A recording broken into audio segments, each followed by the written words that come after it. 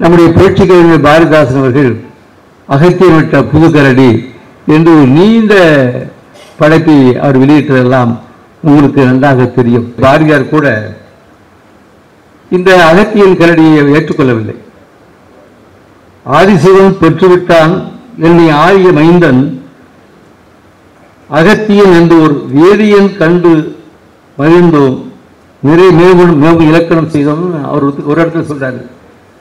இன்னொரு இடத்துல எல்லாம் பொய் கதை நம்ப முடியாது என்று இன்னொரு இடத்துல சொல்வார். பாரதியாருடைய படைப்பு பார்த்தீங்கன்னா முரண்பாடு அதிகமாக இருக்கும். ஒன்று இருக்கும், பின்னால் ஒன்று இருக்கும். அதை பற்றி அதிகம் சொல்ல வேண்டிய அவசியம் இல்லை.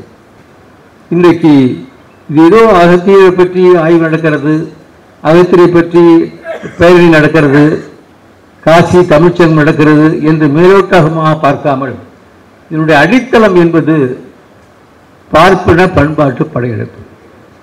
அதுவும் செம்மொழி நிறுவனத்திற்கு யார் துணைத் தலைவர் என்றால் தமிழுக்கும் அவருக்கும் எந்தவித தொடர்புமே இல்லாத ஒரு டாக்டர். அவர்கள் வெளியிட்டிருக்கின்ற இணையதளத்திலேயே அந்த அகத்தியனை பற்றி சொன்ன செய்திகள்லாம் பார்த்தீங்கன்னா ரொம்ப ஆபாசமாக இருக்கு. எப்படி வெளியிட்டாங்கன்னு தெரியல. 1931ஆம் ஆண்டிலேயே அகத்தியர் ஆராய்ச்சி என்று குடியரசு நூல் வெளியிட்டிருக்கிறது. எல்லாம் உங்களுக்கு ஆச்சரியமாக இருக்கும்.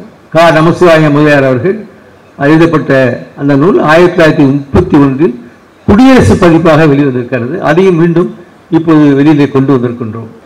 அகத்தியர் யார் என்று செம்மொழி தமிழ் நிறுவனத்தினுடைய இணையதளத்தில் வந்திருக்கின்ற ஒரு செய்தி மட்டும் நான் சொல்லி, அகத்தியரின் பிறப்பு மனித பிறப்பில் இருந்து மேற்பட்டது என்றும் அசுரன் கடுந்தவன் புரிந்தவன் என்றும் அதன் மூலம் கடலுக்குள் சென்று ஒளியக்கூடிய வரத்தினை பெற்றவன் என்றும் ஒரு குடம் அளவு உள்ளவரால் தனக்கு மரணம் ஏற்படும் என்று அவன் சொன்னதாகவும் அந்த வகையிலே அரக்கர்களுடன் சேர்ந்து போர் புரிந்திருக்கிறார்கள்.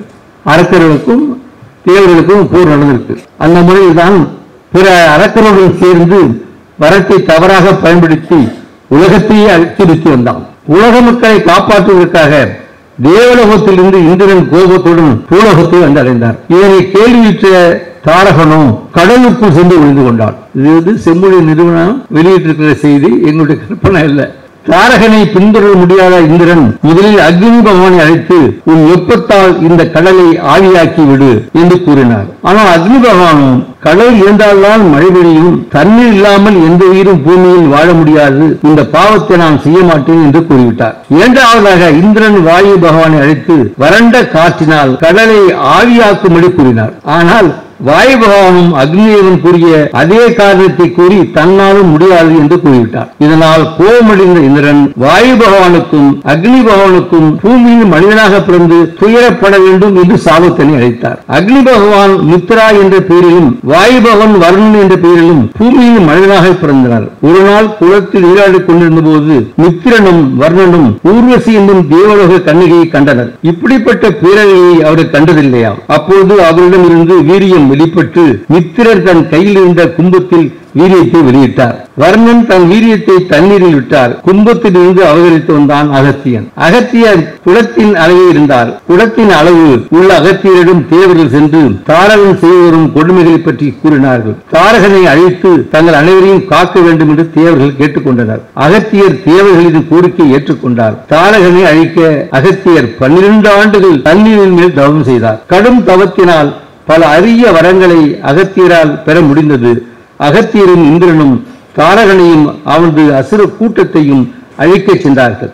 இது அறிந்த தாரகன் மறுபடியும் கடலுக்குள் ஒளிந்து கொண்டான். அகத்தியன் தன் தவ வலிமையினால் பெற்ற சக்தியின் காரணமாக கடலின் அனைத்தையும் குடித்து முடித்து விட்டார். அதன் பின்னர் இந்திரன் கடலுக்குள் சென்று தாரகனை வதம் செய்தார்.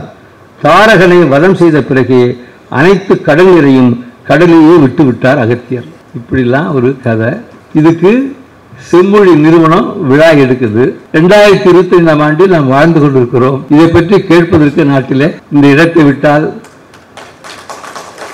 இந்த கழகத்தை விட்டால், நம்முடைய தலைவரை விட்டால் வேறு நாடு இல்லை என்பது என்று தான் சொல்ல வேண்டியிருக்கிறது. என்றாலும் நாம் நம்முடைய பிரச்சாரம் தந்தை பெரியார் அணுகுமுறை பிரச்சாரம் போராட்டம்